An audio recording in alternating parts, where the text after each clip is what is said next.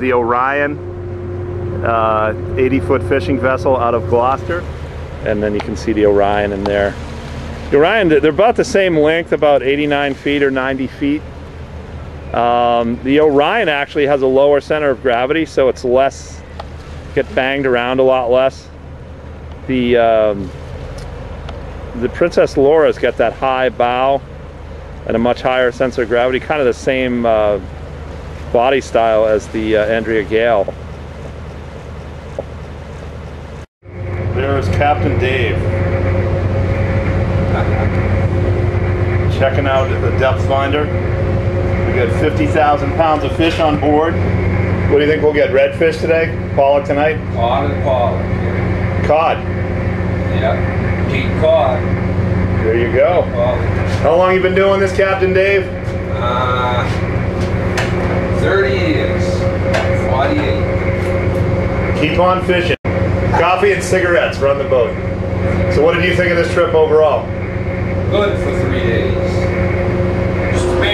Here's the rest of the crew. Here's Giuseppe from Sicily. Say hi, Giuseppe. Hi. Where are you from? Palermo. The Mohawk from Bridgeton, Maine. 8 years in the Marine Corps. Hoorah! Hoorah, baby. Say for the viewers at home, JD. Don't go fishing. Don't go fishing. First mate, Nick. Hey, From the area, good old future. Guido. Since what? They threw him out of high school? Pretty much, yeah. So he'll be a captain in a few years. Red saucy, no big stuff, heavy on the garlic. It's just tomatoes, olive oil, and garlic. Very nice. Alright, ciao, ciao. Here's the back of the boat, the stern. My grandfather would kill me. You got two, the gear is set. So each one of those will hold a net. We're only running one net today. You got, basically, if you can see to the right here, you got two cables that run to these cable boxes I'm standing next to. That'll actually do the heavy lifting, haul the gear to the boat. Okay, so we're hauling the bag. Those big, that's a door. They chain that to the outside, so they already hauled that. See it coming up in on the spool. Securing the net now. So that's the bottom dragger, those black things. It's all dogfish. This is awful. This is awful. You're waiting for the hydraulic to come down. Captain's up and back of me with the hydraulics. What do you say in Sicilian when you get a bunch of dogfish, Pepe? Yeah? I don't know. I can't understand what he says half the time.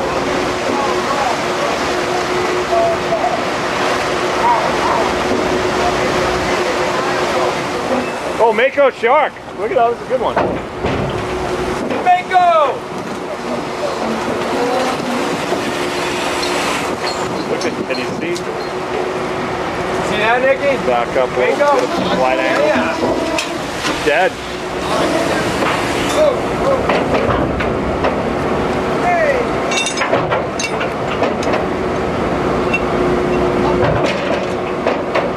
So they're undoing those hooks now. Got that shark in the front. That's the other door slamming. Don't put your fingers in there. That door will really do a number on your fingers. Hey Pepe, how do you cook Mako? Barbecue? Look over here, I want the meat. What kind of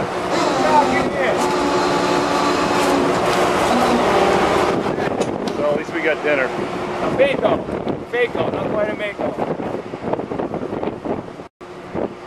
One cod and one haddock. Hey, I got two! bull hat? Dave is not happy, nobody's happy. We just wasted, this is our first bag, and since yesterday at dawn, it's been so rough. And we just basically wasted 36 hours for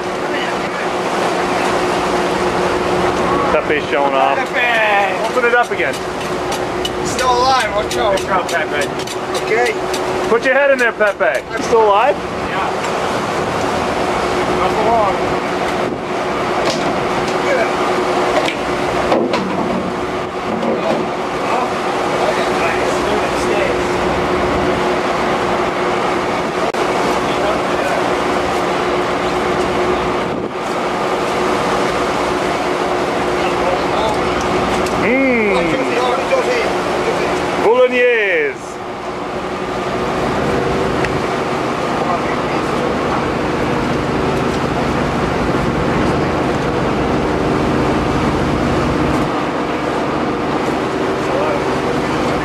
could be under how to fillet a shark.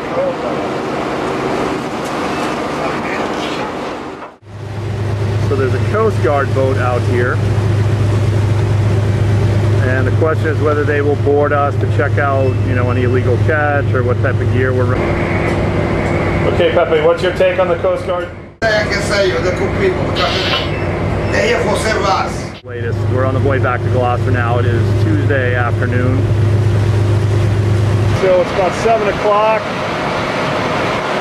And we got the sun just set. Boston skyline. Kind of Salem Harbor. So Gloucester's dead ahead of us. Probably going about 17 knots. In Gloucester in an hour and a half or so. It is Wednesday the 12th, the following morning. A nice dory across the harbor here. Trying to get some close-up of you. They used to set these off the big schooners out offshore, and you'd have 1 or 2 guys in those all day, and then they'd fish cod all day, and then they'd collect them, hopefully collect them. A lot of guys. Here is the harbor in the morning. So I'm gonna go right into the sun, so that would be due east. So this is the inside of the harbor.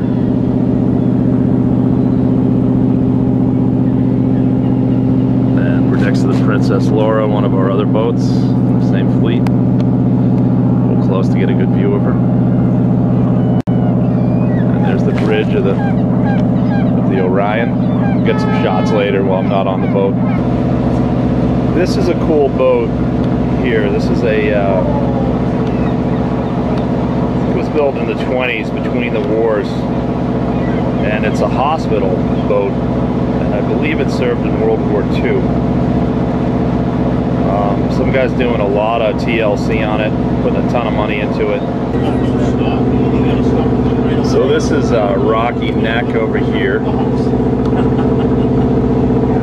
And that is a shipyard. That is a 1926, it's called a pilot boat. They're refurbishing it.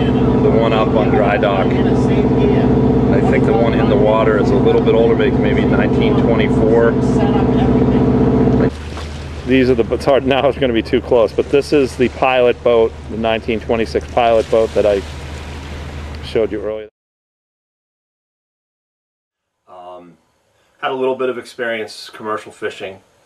Went down to the docks in Gloucester, what we call pounding the docks. Basically, you approach the crew, ask if they need a deckhand. I got lucky or unlucky, depending on how you look at it.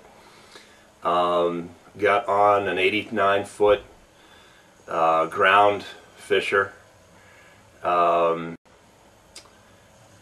out. We left. This was Thursday night at midnight on Thursday, September 6th.